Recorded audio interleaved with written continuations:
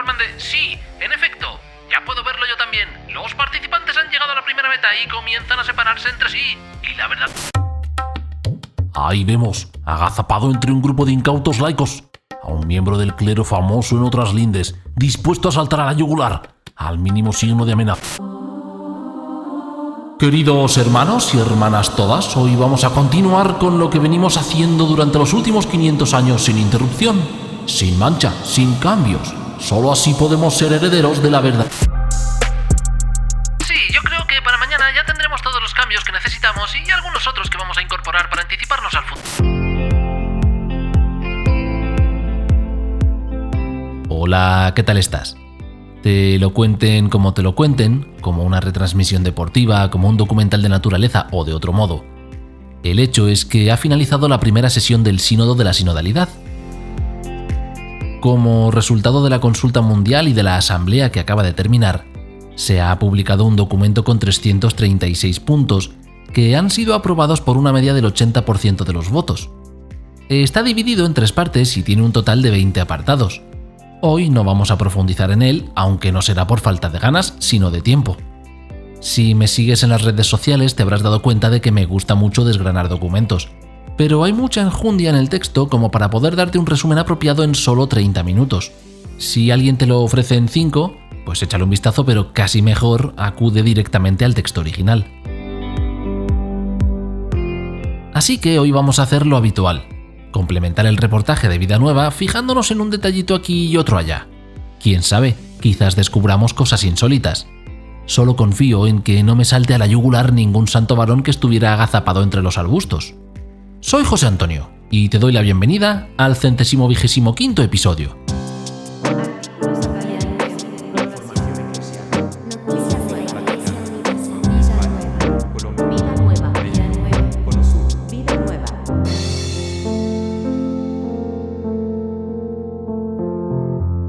Fratelli e sorelle, si conclude l'assemblea sinodale. Hermanos y hermanas, se concluye la asamblea sinodal. En esta conversación del Espíritu hemos podido experimentar la tierna presencia del Señor y descubrir la belleza de la fraternidad. Nos hemos escuchado mutuamente y sobre todo en la rica variedad de nuestras historias y nuestras sensibilidades, nos hemos puesto a la escucha del Espíritu Santo.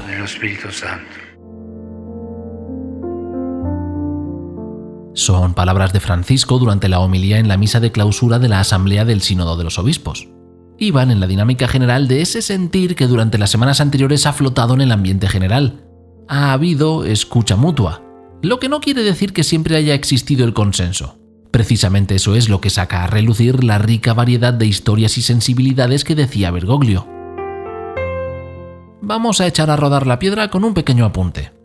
¿Te has dado cuenta de que volvemos a referirnos a este órgano como el Sínodo de los Obispos? Es su nombre original, por supuesto. Lo que ocurre es que hace un tiempo comenzamos a verlo escrito sin la segunda parte, el de los obispos. Ahora, de nuevo, lo incluye. A ver, puede parecer una cuestión menor, algo puramente semántico. Y seguramente lo sea, pero yo me pregunto si puede haber una segunda lectura sobre ello. Esta asamblea sinodal que acaba de clausurarse es la primera de 2. Para el año 2024 se espera otra reunión de iguales características para retomar todo lo trabajado de aquí hasta entonces. Hasta ahora no hay nada extraño. Lo que me llama la atención, lo que me hace lanzarme preguntas es lo que vendrá después de aquello. Si el sínodo vuelve a ser el sínodo de los obispos, ¿cómo será el flujo de trabajo? ¿Se eliminarán las mesas circulares en un espacio amplio y se regresará al lugar original con un esquema unidireccional como de espectadores que observan una película sin poder interactuar con ella? Y si nos atrevemos a llevar las preguntas un pasito más allá, podemos cuestionarnos por el lugar que tendrán todas las voces que se han escuchado durante esta asamblea. ¿Seguirá habiendo votos extraepiscopales, es decir, que provengan de gente que no sea obispo y que cumplan las mismas características que los de ahora? Si la respuesta es que no, que esto ha sido un experimento enmarcado en un tiempo muy concreto, bueno, entonces nada que objetar al respecto. El apellido de los obispos le viene perfecto. Otras consideraciones serían lo mucho o poco que se habría avanzado en el concepto de iglesia sinodal, por supuesto, pero en lo relativo a la cuestión semántica, todo quedaría aclarado. Por otra parte, si lo vivido durante todas estas semanas ha dejado una huella lo suficientemente profunda como para que pueda ser seguida por las generaciones venideras, entonces ya no tiene demasiado sentido seguir aferrándose a esa concepción de que el sínodo es de los obispos. Al fin y al cabo, lo que se ha clausurado es una asamblea ordinaria y no extraordinaria, por lo que no parece que tenga ese carácter inusual o que vaya a ser algo solo de estos años. Y bueno, en medio de esta disertación personal me pregunto si acaso no habrá espacio para hacer otra interpretación más. Este es un cambio extraordinario en nuestro ser Iglesia juntos. Creo que el mero hecho de que cardenales de la Curia, mujeres jóvenes de Latinoamérica, Asia, sentándose juntos, hablando juntos, es profundamente transformador sobre la experiencia de la gente acerca de ser Iglesia.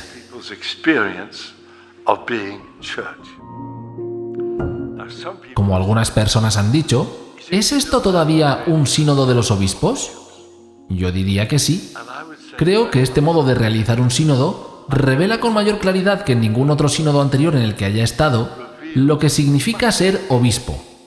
Porque esta reunión de obispos, una reunión de los representantes del colegio episcopal, ya no es solo con el obispo como ente individual, sino inmerso en la conversación con su gente, escuchando, hablando, aprendiendo juntos.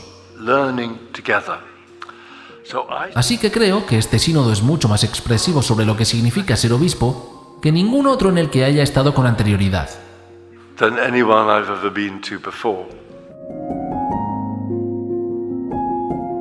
Lo decía el dominico inglés Timothy Ratcliffe el pasado 27 de octubre, durante la rueda de prensa diaria tras los trabajos sinodales.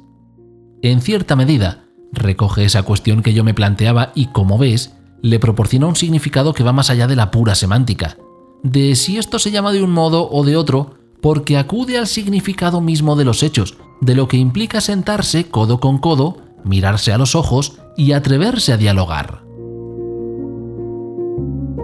En cualquier caso, lo mío no era más que una elucubración personal y mentes más sesudas y eruditas que la mía podrán aclarar esta cuestión en los años venideros. Sea como fuere, antes de alzar el grito al cielo por la modificación que vendrá o por la que no llega, no estaría de más echar un vistazo a los propios sesgos, esos que nos hacen sentir incómodos cuando algo no se realiza exactamente según nuestra limitada visión del mundo. Tanto por parte del cardenal que se aferra al viejo esquema de poder como si un huracán estuviera a punto de borrarlo del mapa, como por parte de la persona laica que echa a correr hacia adelante sin esperar a nadie mientras piensa que así es como debe ser la Iglesia. Timothy Ratcliffe seguía diciendo lo siguiente.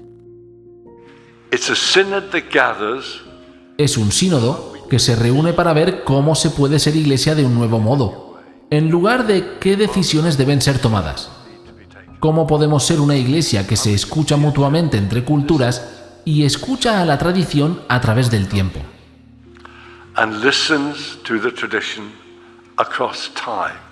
Así que estamos al comienzo de un proceso de aprendizaje. Un proceso de aprendizaje que, según podemos leer en Vida Nueva y por los testimonios escuchados aquí y allá, ha sido gratamente acogido. Hace unas cuantas semanas, en el episodio 119, estuvimos hablando sobre la comunidad ecuménica de Tessé, que había elegido a un nuevo prior. Bien, pues también decíamos que el hermano Alois iba a participar de la asamblea sinodal. Pues el caso es que él también ha hablado sobre esa nueva manera de trabajar en el sínodo. El hermano Alois ya había participado en sínodos anteriores y esto es lo que dice sobre todo lo trabajado y vivido durante el mes pasado. Precisamente dentro de una escucha, de una simplicidad. Incluso cuando se han tratado temas muy complicados, hemos hablado, y al mismo tiempo, había como una cierta alegría de estar juntos en esa simplicidad. Y espero que este modo de ser Iglesia se vaya a dispersar por muchos lugares del mundo que ya están listos para trabajar así.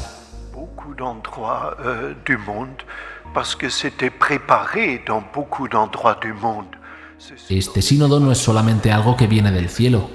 Sentíamos que este proceso sinodal durante 2 años con la fase continental, que ha sido muy apreciada por muchos participantes, que eso nos ha hecho entrar en una nueva manera de ser Iglesia. Que cela nous fait entrer dans une nouvelle manière d'être Église. Esa nueva manera de ser iglesia en realidad no es tan diferente de la vieja manera de ser iglesia, la de escucharse mutuamente como en las primeras comunidades cristianas, la de crear redes de fraternidad y sororidad que mitiguen el conflicto que emana de las diferencias. Pero ya sabes que con esta cuestión de realizar modificaciones, aunque se trate como en algunos casos de viejas nuevas modificaciones, bueno, pues ya sabes que siempre aparece el espíritu de defensa. Es perfectamente normal. Cuando alguien ha dedicado toda su vida a una estructura y lo ha hecho de forma devota, llega un momento en que su personalidad se funde tanto con la propia estructura que si alguien trata de incorporar modificaciones, a la persona le saltan todas las alarmas internas que le indican que su propia identidad está en juego. Por eso es tan complicado realizar análisis objetivos, porque los seres humanos rara vez se pueden desligar de sus propias emociones a la hora de evaluar la realidad.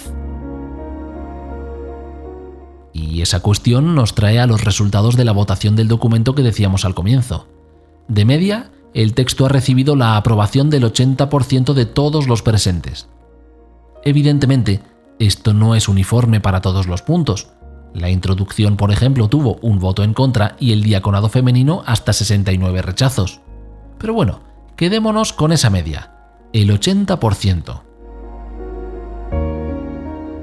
Porque resulta que ese número nos lanza directamente a una reflexión más que interesante relacionada con un aparato electrónico que se puso de moda en la década de 1980.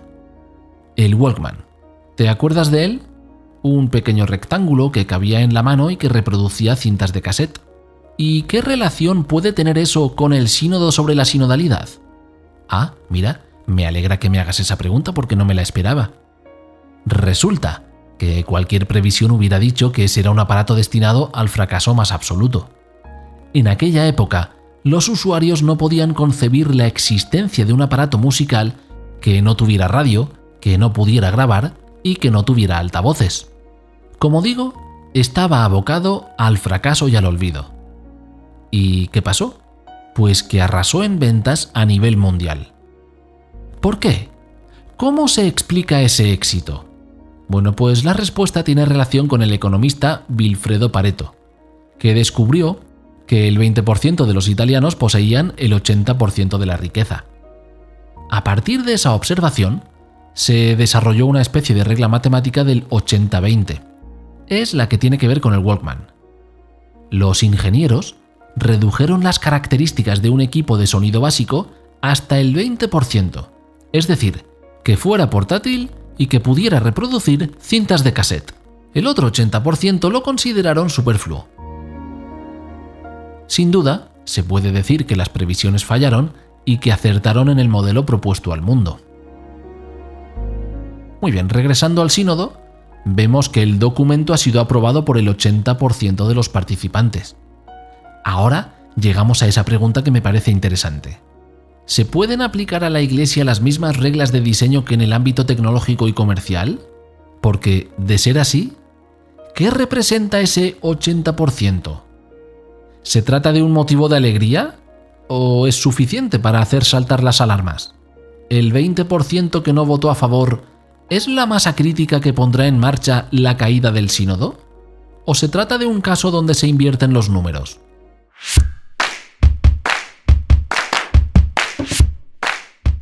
Antes de responder a la pregunta, cambiamos un momento de tema y te recuerdo que cuando te suscribes a la revista Vida Nueva, recibes 47 números al año que tienes disponible en papel y digital, además de varios suplementos exclusivos. Encontrarás más información en vidanuevadigital.com/suscripciones.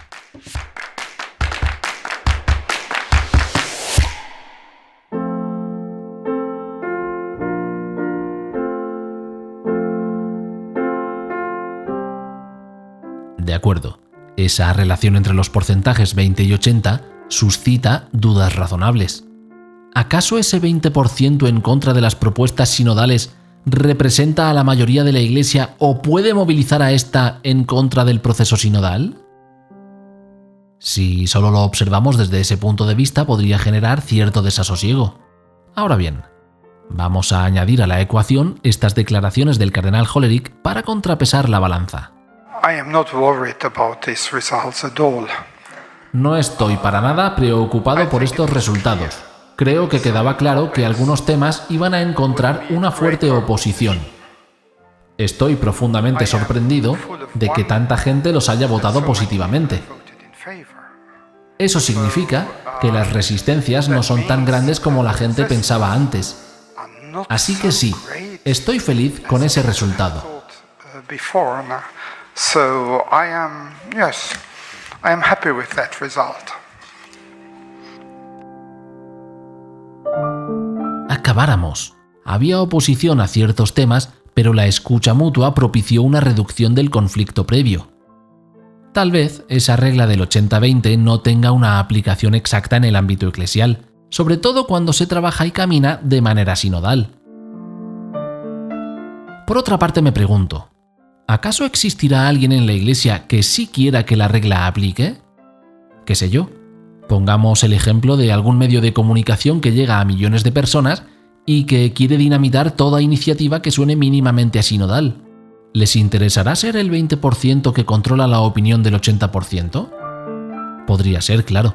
No sé, ahora mismo no caigo en ninguna siglas concretas, aunque a lo mejor a ti se te ocurre alguna. Hablando de medios de comunicación, cabe destacar que durante las ruedas de prensa a lo largo de toda la Asamblea Sinodal, muchos periodistas insistían una y otra vez en preguntar acerca de la división. Algún compañero incluso presionaba al cardenal Hollerich para que le dijese nombres concretos de quienes no estaban de acuerdo con el proceso. En otro caso, al preguntar sobre el documento de síntesis, se cuestionaba el hecho de que hubieran desaparecido los elementos de divergencia, es decir, aquellas cuestiones en las que el pensamiento no era tan compartido. El cardenal decía lo siguiente: el documento que hemos hecho es como los cimientos para construir algo.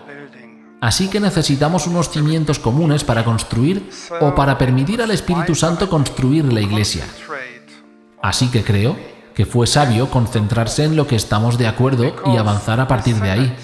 Porque este sínodo no es como los sínodos anteriores cuando al finalizar tenías un documento, tenías algo establecido. Esto es un proceso. Y de hecho, el proceso realmente comienza al final del sínodo. Incluso el año que viene, que espero haya un documento que sea un documento real, con cuestiones teológicas, sinodalidad y demás.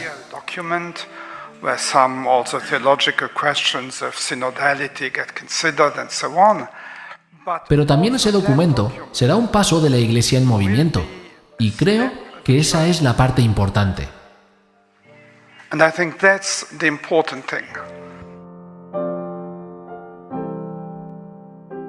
El hecho de que sea un proceso es algo clave y que no todo el mundo ha terminado de comprender. Pero el caso es que durante la asamblea se han producido ciertos cambios personales que previamente podrían haber sido impensables. De hecho, el cardenal Mario Grech, el secretario general del sínodo, contaba la siguiente anécdota. Arriva un vescovo y me dice: Don Mario, ho visto... Llega un obispo y me dice: he visto que el hielo se funde. Cosa vuol dire? Le pregunto: ¿y eso qué significa? Dice: en la mesa en el primer encuentro era difícil comunicarse, pero después, gradualmente, he visto a gente que era como el hielo que se ha fundido. Gente que era como el ghiaccio, ma si è sciolta. Los miembros han creado este espacio los unos a los otros, y esto es una experiencia que no termina hoy, sino que continuará, y esto es un fruto de esta experiencia sinodal. Ma che continuerà. Per me è un frutto di questa esperienza sinodale. No obstante, como es lógico, no todo el mundo ha percibido el sínodo de igual manera. El cardenal Müller escribía un artículo recientemente en el que advertía de varias cosas, entre ellas que si Francisco introduce alguna doctrina o práctica contraria a la revelación, dejaría automáticamente de ser papa. Y este apunte viene muy bien para traer a la memoria un texto del dominico James Egan que publicó en 1963. El Concilio Vaticano II apenas había arrancado. En ese contexto, el dominico se preguntaba sobre la pertenencia a la Iglesia y sobre quién se hallaba en una situación cismática. El artículo comienza con la siguiente frase. Una definición actual del pecado del cisma sería como sigue: la ruptura externa de la unidad de la Iglesia por el rechazo a obedecer a la autoridad legal, pero sin negar ninguna verdad de fe. Si alguien conociera profundamente esta información y la tuviera en consideración, lo tendría más fácil para esquivarla. Ponte en el caso de que alguien o un grupo le quita a la autoridad legítima ese carácter de autoridad, es decir, dice que ya no tiene autoridad. Entonces, si se le desobedece, no se está cayendo en el pecado del cisma porque no tiene la autoridad, ¿no? Ingenioso, ¿no te parece? A lo mejor, eso podría explicar en parte la cantidad de ataques que lleva recibiendo Francisco desde que se inició su pontificado, ya sea acusándolo de no ser un verdadero papa, como lanzando amenazas de que no se reconocerá su autoridad si toma decisiones que vayan en contra de ciertos posicionamientos doctrinales. Otra cosa llamativa que decía Miller en su artículo es que millones de cristianos resistirán hasta la muerte en caso de que la Iglesia intente ser transformada en una ONG mundana. Fíjate aquí en el lenguaje que utiliza, el de resistir hasta la muerte. Recientemente he estado sumergido en varias decenas de documentos eclesiales de Pío XII. Los he leído y releído adelante y atrás para tratar de resumir su significado y adaptar el lenguaje para que fuesen más claros de comprender. Bien, pues resulta que esa expresión de resistir hasta la muerte enseguida enciende mi memoria porque se trata de una manera de hablar muy propia de Eugenio Pacelli, de Pío XII. El pontífice utilizaba constantemente un lenguaje profundamente bélico. Soldados de Cristo, entrar en batalla, resistir en el campo, dar la vida. Precisamente por lo anacrónica que resulta es por lo que me llama tanto la atención. En un mundo que se nos desangra con bombas que caen sobre civiles inocentes o que masacran a niños de corta edad, no cuidar el lenguaje de la fe y recurrir a expresiones tan profundamente violentas debe significar algo que, pues que a mí se me está escapando. Many people fear the synodal way because they do not understand it. Mucha gente teme la vía sinodal porque no la entiende. Benedicto dijo muy sabiamente que cuando la gente miraba al Concilio Vaticano II, algunas personas lo hacían a través de los ojos de la fe y otras hacían una lectura política. Y cuando la gente mira el sínodo y lo hace en términos de debate político, lo malinterpretan y lo temen, porque piensan que producirá cisma y división, cuando su propósito original es no hacer eso.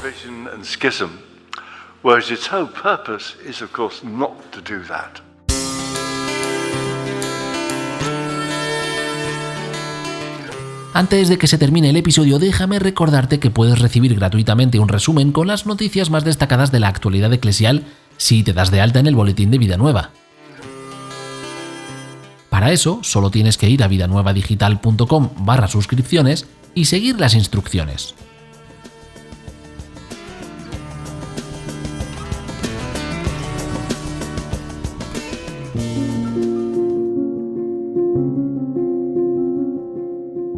Esas palabras que escuchábamos antes del corte eran de Timothy Ratcliffe.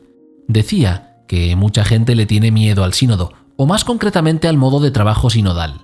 Incluso ahora, después de haber concluido la primera de las asambleas y haberse demostrado como una opción viable y que puede producir muchos frutos positivos. De hecho, es algo que aparece escrito en el propio documento de síntesis. Indica que hay mucha confusión en el pueblo de Dios acerca de la sinodalidad.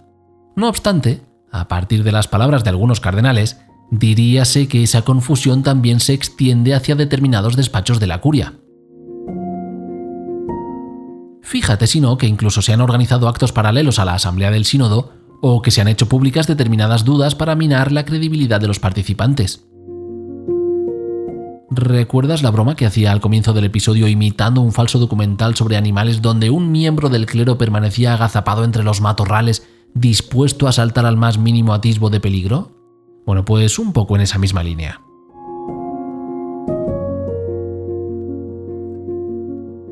Este documento preliminar es larguísimo y necesita de una lectura sosegada. No se puede leer en diagonal y a toda prisa. Aunque los titulares se hayan concentrado en la cuestión del diaconado femenino, hay muchos otros asuntos súper interesantes. Por ejemplo, En los lugares donde la poligamia es habitual surge la pregunta: ¿qué se hace cuando una persona que vive en poligamia desea convertirse a la fe católica? Porque ya me dirás tú si eso admite una respuesta rápida y simplista. ¿Cómo se justifica entonces que al otro lado del mundo se le cierren las puertas a alguien que ama a otro alguien con sinceridad y entrega, aunque sus cuerpos tengan características muy similares? Evidentemente, si la cosa va de excluir o de hacerse un club elitista donde solo se salvan unos pocos, entonces todo está claro. Nos hacemos unas insignias de santidad y las repartimos entre quienes merezca la pena. El resto de gente, al abismo eterno de sufrimiento y condenación, donde por supuesto comprobarán a la entrada por si alguien lleva el pin y se le ha expulsado por equivocación. Ahora, que también es posible que las generaciones futuras, al estudiar la historia, descubran que eso no iba muy en la línea de quien puso en marcha la Iglesia, el mismo que eligió a las mujeres para que comunicaran la resurrección en primer lugar, el que se sentaba a la mesa con los impuros y excluidos. ¿Tú qué piensas? ¿Terminaremos por comprender el sínodo o se extinguirá su llama antes siquiera de haber encendido una buena hoguera? Bueno, pues con esa pregunta llegamos al final del episodio. Espero que te haya gustado. Tanto si sí como si no, te agradezco profundamente que me hayas acompañado hasta tan lejos. Si encuentras unos minutos, sería fantástico que lo compartieras en tus redes sociales. Se han quedado un montón de temas en el tintero, pero es que 30 minutos se terminan enseguida. Por el momento, me despido. Pásate por la web de Vida Nueva para no perderte nada de la actualidad eclesial y estar al tanto de las novedades. Te deseo una feliz semana. Nos escuchamos en 7 días.